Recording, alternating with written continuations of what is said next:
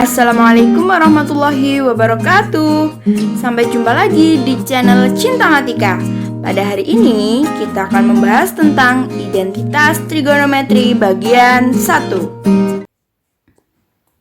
Nah, di identitas trigonometri bagian 1 ini yang akan kita bahas adalah mengenai rumus jumlah dan selisih dua sudut dan rumus sudut rangkap. Jadi, inti dari identitas trigonometri itu kita membuktikan sebuah bentuk trigonometri atau persamaan trigonometri. Apakah persamaan trigonometri itu memang benar ataukah salah?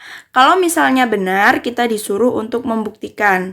Nah, walaupun rumus jumlah dan selisih dua sudut ini sudah lama kita pelajari, namun kita tetap tidak boleh melupakannya begitu saja.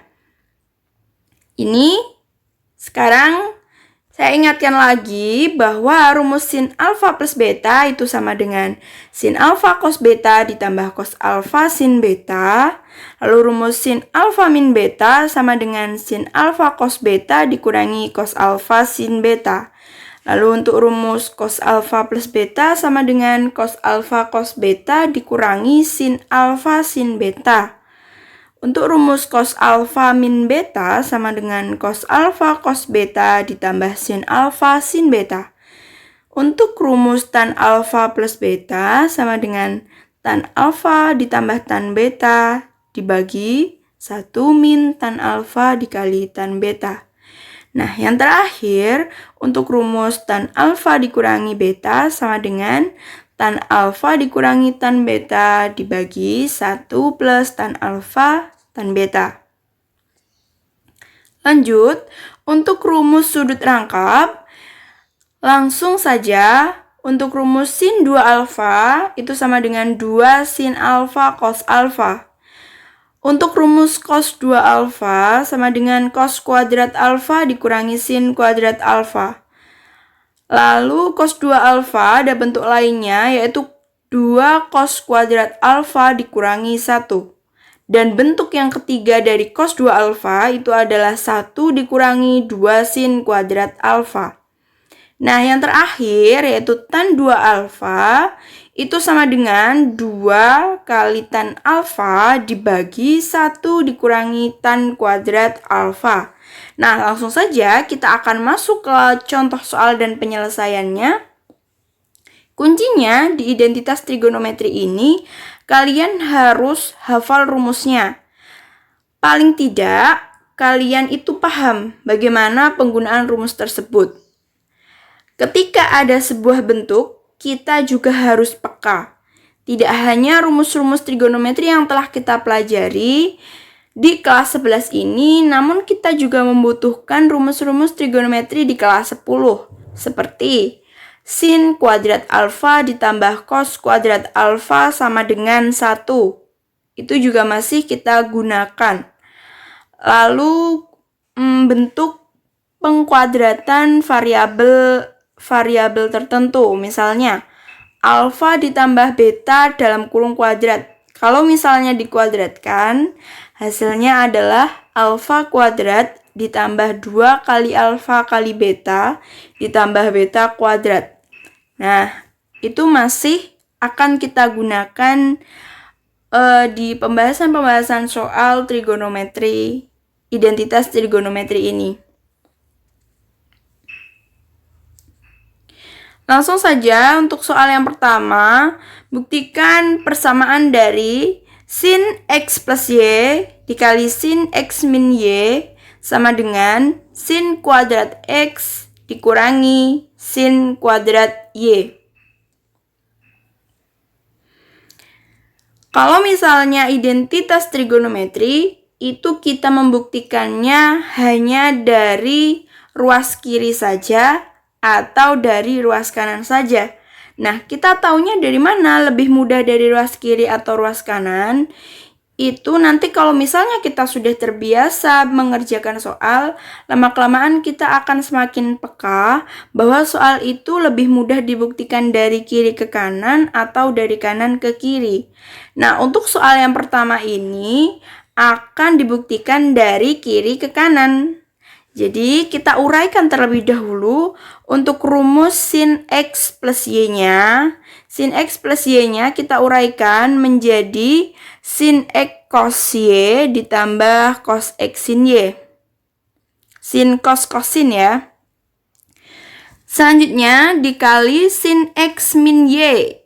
Dikali sin X min Y, sehingga jika diuraikan akan diperoleh sin X cos Y dikurangi cos X sin Y. Oke, sambil diingat-ingat kembali. Nah, jadi pengaliannya dari bentuk ini yaitu sin X cos Y, nanti kita kalikan dengan sin X cos Y yang pertama. Lalu kita kalikan juga dengan min cos X sin Y.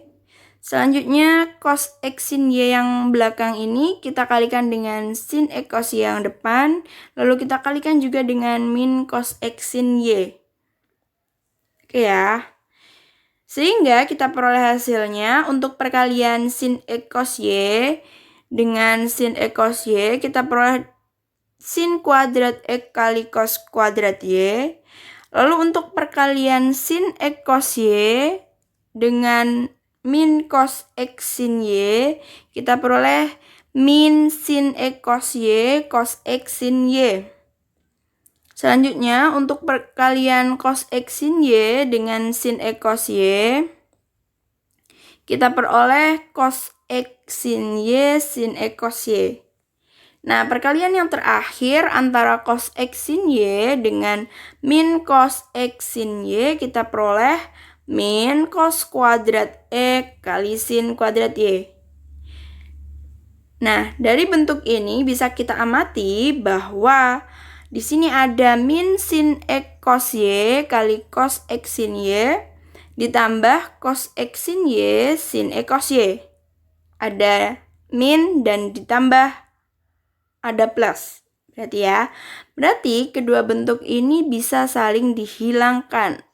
Sehingga kita peroleh hasilnya tersisa tinggal sin kuadrat X kali cos kuadrat Y dikurangi cos kuadrat X kali sin kuadrat Y.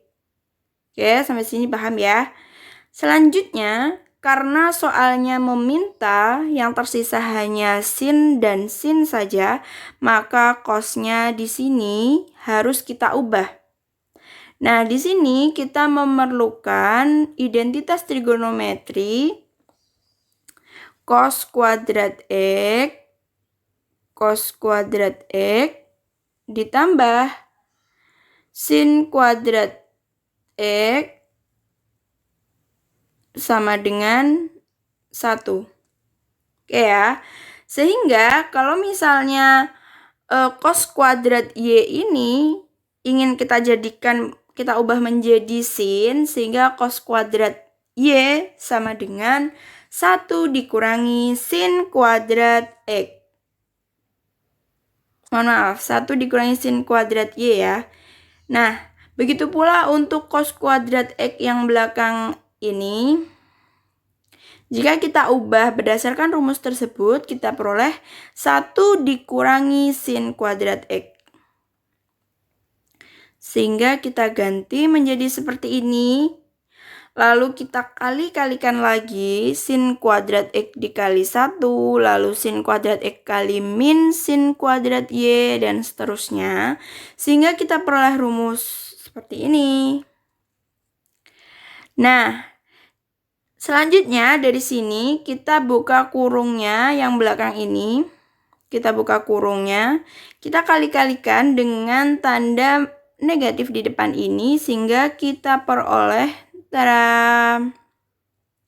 sin kuadrat X dikurangi sin kuadrat X sin kuadrat Y.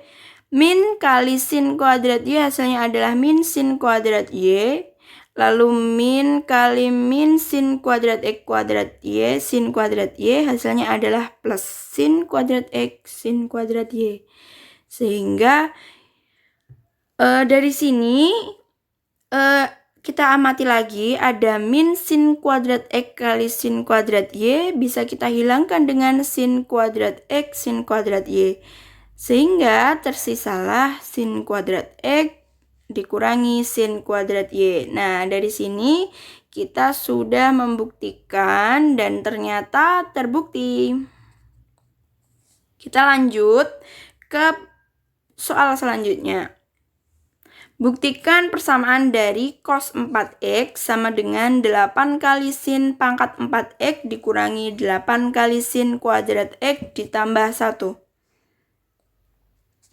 Nah, di sini saya juga akan membuktikannya berangkat dari ruas kiri, nanti akan digiring menjadi ruas kanan. Untuk cos 4x ini diubah menjadi cos 2 kali 2x. Kenapa harus diubah seperti itu? Agar lebih mudah dalam memasukkan rumus cos 2x. Jadi di sini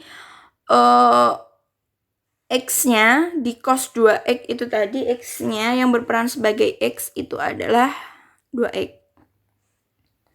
Sehingga kita peroleh cos 2 kali 2x atau cos 2x itu bisa kita masukkan ke rumus cos 2 alfa. Jadi kan ada rumus cos 2 alfa sama dengan 1 min 2 sin kuadrat alfa. Nah, jadi kalau misalnya sudutnya itu 2x, maka di sini juga ikut 2x. Kalau tadi kan kalau cos 2 alfa, belakangnya juga hanya sin kuadrat alfa. Kalau di sini 2x, maka belakangnya juga 2x gitu ya. Nah, selanjutnya dari rumus itu, kuadratnya saya pindah di belakang, sama saja. Lalu sin 2x-nya kita masukkan ke rumusnya. Rumus dari sin 2x itu adalah 2 sin x cos x, sehingga kita peroleh seperti ini. Selanjutnya, 2 sin x cos x ini masing-masing kita kuadratkan, sehingga 2 kuadrat sama dengan 4, sin x kuadrat sama dengan sin kuadrat x, lalu cos x kuadrat, kita peroleh cos kuadrat x, sehingga kita peroleh hasil seperti ini. Lalu kita kali-kalikan min 2 dengan yang ada di dalam kurung. Min 2 kali 4 itu adalah min 8 kali sin kuadrat x kali cos kuadrat x. Kita peroleh seperti ini. Nah, karena yang diminta di soalnya itu tidak ada bentuk cos sama sekali, maka cos yang di sini kita ganti menjadi sin. Pakai apa? Pakai identitas cos kuadrat x ditambah sin kuadrat x sama dengan 1 tadi. Sehingga kita peroleh seperti ini. Lalu kita kali-kalikan lagi min 8 sin kuadrat x dikali 1. Lalu min 8 sin kuadrat x dikali min sin kuadrat x. Sehingga kita peroleh hasil akhirnya yaitu 1 dikurangi 8 sin kuadrat x ditambah 8 sin pangkat 4x. Karena bentuk ini belum sesuai susunannya dengan yang diminta, maka disusun ulang sehingga menjadi 8 kali sin pangkat 4x ditulis di paling awal. Lalu dikurangi 8 sin kuadrat x. Nah, ditambah 1. Oke ya.